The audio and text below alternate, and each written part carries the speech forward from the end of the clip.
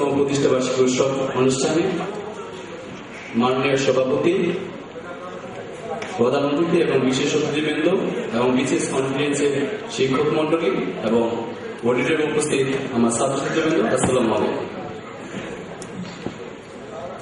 প্রথমে আমি বীর শহীদদের প্রতি শ্রদ্ধা জ্ঞাপন করি। আজকে এই ফেব্রুয়ারি মাসে 2 ফেব্রুয়ারি প্রতিষ্ঠিত হচ্ছে 1991 সালে বিশেষ কনফারেন্স। আমি শুধু একটা কথা বলবো, যেহেতু অনেকে এ জায়গায় আসছেন এবং আমাদের চেয়ারম্যান স্যার অলরেডি শিক্ষা বিষয়ে অনেক আলোচনা করছেন, সেগুলো তো আপনারা জানেন। আর আমার বিষয়টা হলো যে আপনারা আসেন ক্লাসরুমে, আমি সব শিক্ষা বিষয়ে কথাগুলো বলবো। আজকে একটা কথা আমি ক্লিয়ার করবো, সেটা হলো যে বিশেষ কনফিডেন্সে আজকে 19 বছর পদার্পণ করছে। এটা 19 বছর একটা অ্যাডাল্ট হয়ে গেছে। কনফিডেন্স এখন অ্যাডাল্ট। বিসিএস জগতে 19 বছর একটা প্রোগ্রাম মানে আছে এরকম কোন প্রতিষ্ঠান বাংলাদেশে বর্তমানে নেই। আর বিশেষ কনফিডেন্সের শিক্ষক মন্ডলীদের নিয়ে কোনো কথা বলা আমার মনে হয় যে কোনো প্রয়োজন নেই, কারণ ক্লাসগুলো যারা করেন তারা অবশ্যই ক্লাস এনজয় করেন। আর ম্যাথমেটিক্সের কথা বলার কোনো কিছু নেই। কারণ হলো আমার একটা দাবি, যারা আপনারা সংখ্যা চিনেন 1, 2 এরকম করে 9 থেকে 0 পর্যন্ত চিনেন, বাস কোনো কিছু লাগবে না, থেকে 6, 7টা পারবেন, কোনো সমস্যা নেই। ক্লাসরুমে এইসব জিনিস করানো হবে, ক্লাসরুম নিয়ে হলো কথা। আর পড়ালেখার বিষয়গুলো হলো যে আপনি যেরকম পড়বেন সেরকম পাবেন। টিচার গাইডটা হলো বেস্ট। আর টিচার গাইড যারা দিবে তাদের অভিজ্ঞতা হলো আরো বিশাল উচিত। আমার মনে হয় যে বাংলাদেশে যে করে এই ধরনের প্রতিষ্ঠান আছে তাদের যে কনফিডেন্স অনেক পুরনো এবং অনেক অভিজ্ঞতা সম্পন্ন।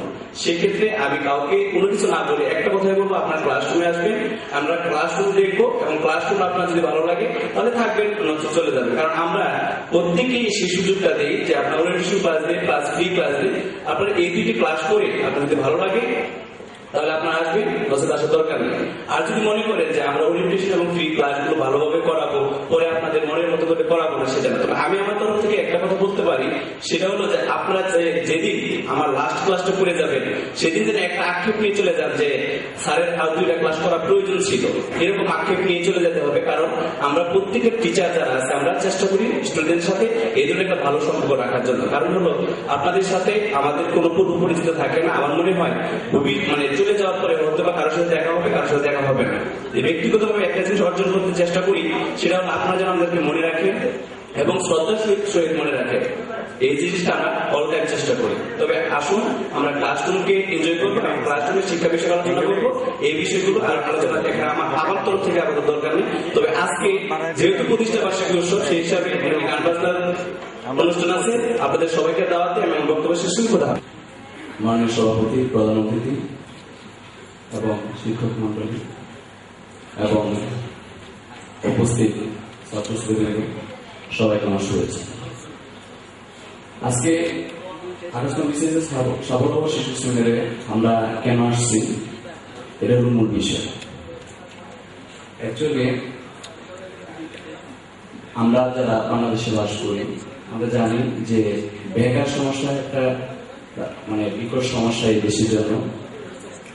তবে যারা বর্তমানে লেখাপড়া শেষ করে বেকার হয়ে আছে তারা সবাই জানে যে বেকারত্ব কি একটা দাগ মানুষের জীবনে থাকে।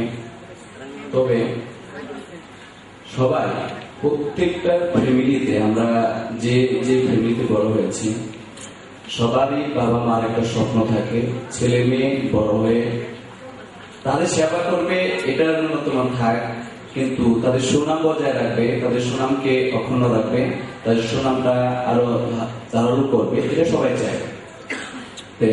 যে ফ্যামিলিতে একটা বেকার ছেলে মেয়ে থাকে, আমার ব্যক্তিগত অভিমত সেই ফ্যামিলিটায় সার্বিকভাবে সেই বেকার ছেলে অথবা মেয়েকে নিয়ে সম্পূর্ণরূপে অসুস্থভাবে জীবনযাপন করে। আমরা যদি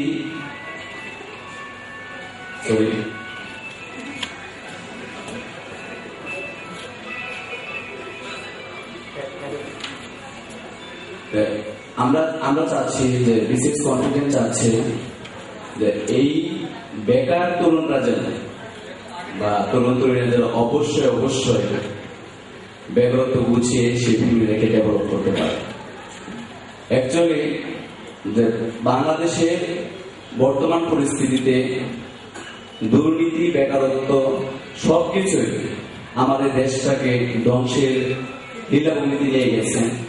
আমার ব্যক্তিগতভাবে একটা আহ্বান থাকবে, আসেন আমরা সবাই মিলে এই দেশের হাত ধরি, এই দেশকে সুন্দর, সুচিন্তিত এবং সুখময় করে তুলি। অ্যাকচুয়ালি আরো কিছু কথা বলা লাগে, সেটা হলো যে আমাদের মানে গড় আয়ু 60-এর উপরে সবাই জানি। আমার একটা আহ্বান থাকবে যে আমরা যারা এই বিসিএস এর 28তম বিসিএস এর নাম বা চিন্তা চেতনা মনে নিয়ে আসছি, সবার মনের পরিবর্তন ঘটিয়ে অবশ্যই এই 28তম বিসিএস থেকে খুব ভালোভাবে নিয়ে পড়ালেখা করবো। আর সারাটা জীবনের মধ্যে 2008 সালকে আমরা এমন ভাবে নিব যেন এই 28তম বিসিএসটাই এই 2008 সালটা আমাদের একদম জীবনের কেরিয়ার জীবনটা যেন উন্নতিশীল হয়ে যায়। এবং আমাদের সর্বশেষ একটা আহ্বান থাকবে, চলুন আমরা প্রেম, মোহাম্মদ, ভালোবাসা, রিলেশন সমস্ত কিছু যদি থাকে, সমস্ত কিছুই যেন 28তম বিসিএস 2008 সালে 28তম সিলেবাসটাকে এটার মধ্যেই করে থাকি। প্রেম যদি করতে হয় 28তম বিসিএস এর সাথেই করবো, রিলেশন যদি করতে হয় 28তম বিসিএস এর সাথেই করবো। তাহলে দেখবেন আজকে এই জায়গায় এই সম্পর্কটা যদি আমরা স্থাপন করতে পারি, আমি অবশ্যই বলতে পারি যে আমাদের এই অডিটোরিয়ামে যারা আছে তাদের অনেকের জীবন চেতনা অনেক কিছু চেঞ্জ হয়ে যাবে, আমি শিওর।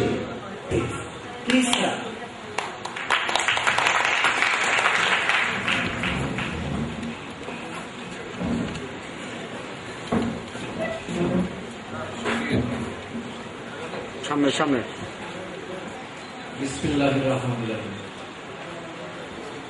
আজকের এই অনুষ্ঠানের সম্মানিত সভাপতি, উপস্থিত সিনিয়র ব্যুরোক্র্যাটস,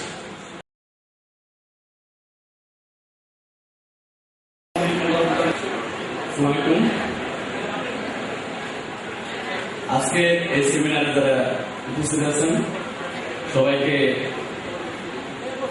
সবাইকে আমার অন্তরের অন্তঃস্থল থেকে পূর্ব বৈশাখী শুভেচ্ছা।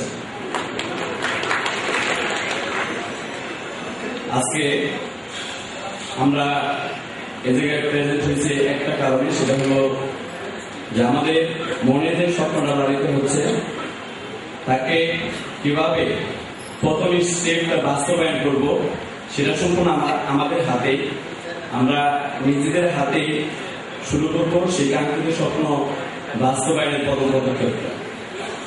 আপনারা জানেন যে অনেকে হয়তো ভাবে যে বিসিএস পরীক্ষার মনে হয় পিলি, রিটেন, ভাইভা এসব দিলে মনে চাকরি হয়ে যায়।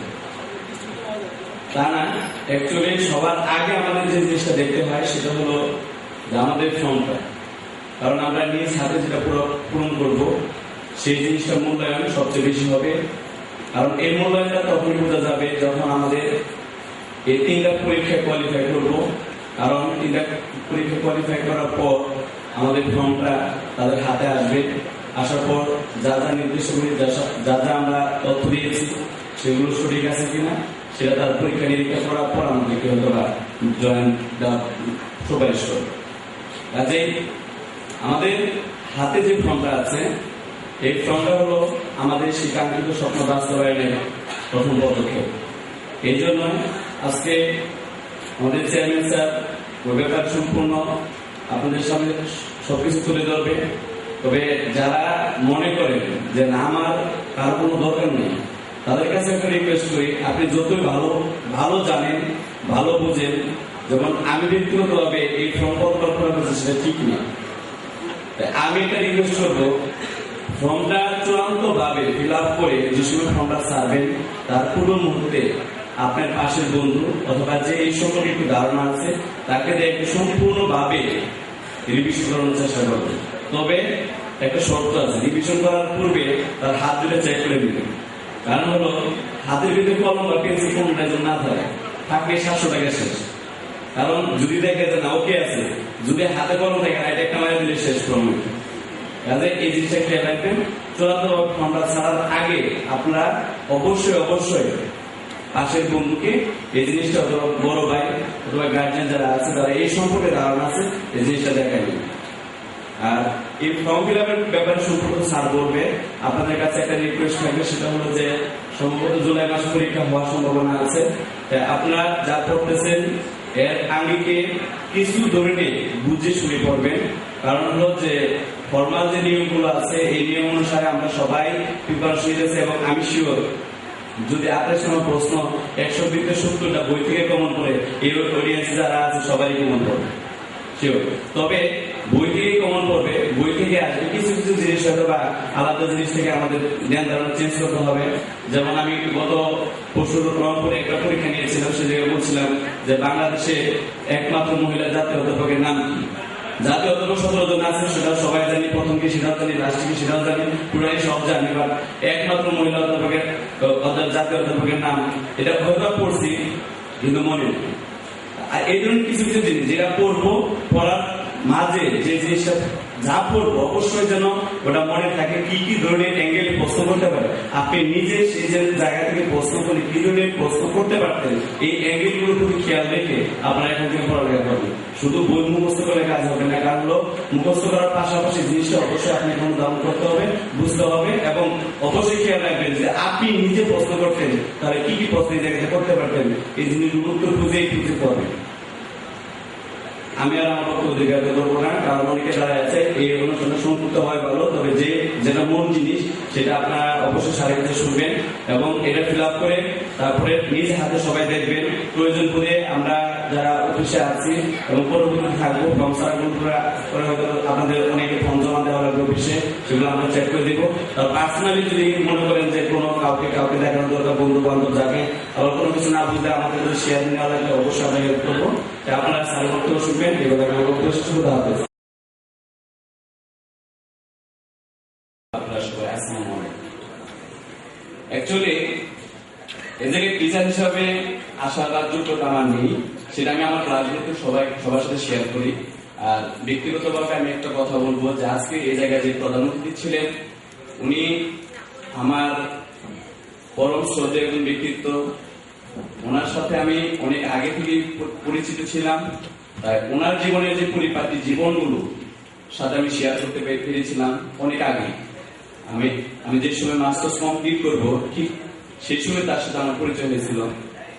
সেই হিসাবে তাকে দেখে অনুপ্রাণিত হয়েছিলাম যে একদিন কতটা তার মতো জীবনটা বেছে নিতে পারবো। অ্যাকচুয়ালি আমি মনে করি যে বিসিএসটা পাওয়ার আর না পাওয়ার এটা সম্পূর্ণ নির্ভর করে একজন স্টুডেন্টের মনের মধ্যে। তার মনের সেট আপটা যদি এমন হয় যে উনি অবশ্যই বিসিএস ক্যাডার হবে এই নিয়তে এবং এই পথে একটা ওয়েতে চলে, আমি শিওর ইনশাআল্লাহ আল্লাহ রাব্বুল আলামিন তাকে সেই ফল অবশ্যই দেবে। কারণ হলো পৃথিবীতে মানব জাতি মনের মধ্যে নিয়ে, মনটাকে নিয়ে যে চেতনায় চলে, আমার মনে হয় আমি আমার ব্যক্তি জীবনকে নিয়ে উপভোগ করি যে মনটাই সবচেয়ে আসল জিনিস, যে মনকে যেদিকে ধাবিত করবে সে সেটাই পাবে। তবে 28তম 29তম 27তম নয়, আমার মনে হয় যে একবার বিসিএস এর ফুল একটা সিলেবাসকে কভার করে প্রিপারেশন নিলে হয় সে প্রথমে হয়ে যাবে, নতুবা সে সেকেন্ড ট্রাভেলে হবে।